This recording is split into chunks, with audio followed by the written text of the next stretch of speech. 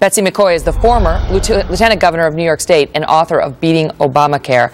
Betsy, this is a real problem. But it's not a surprise, Megan, because this law, as written, is designed to vastly expand Medicaid and pay for it by eviscerating Medicare, taking $700 billion out of Medicare and moving it over to fund this expansion of this entitlement. It's like robbing grandma to spread the wealth. Why would they want to vastly expand Medicaid? Because they believe in a single-payer system, and Medicaid is a single-payer system. This is a way of vastly shifting resources in this country from one group of people, the elderly, to another group of people. So you think this is by design? I mean, we're getting reports. I've read the law. There's no question that it was by design. And in fact, it would have been twice as big, but the United States Supreme Court ruled a year and a half ago that states couldn't be forced to expand Medicaid. Right, so now only half of them have done it. The Republican ones didn't do it, basically, and the democratically controlled largely, did. That's true. That's right. And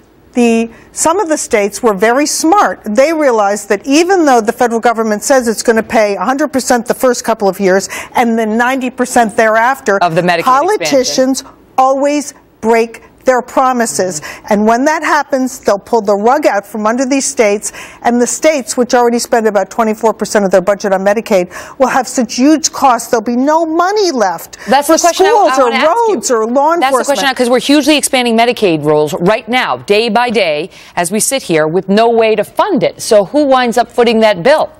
The elderly. That's what happens under this law. $716 billion is taken out of Medicare and shifted over to Medicaid.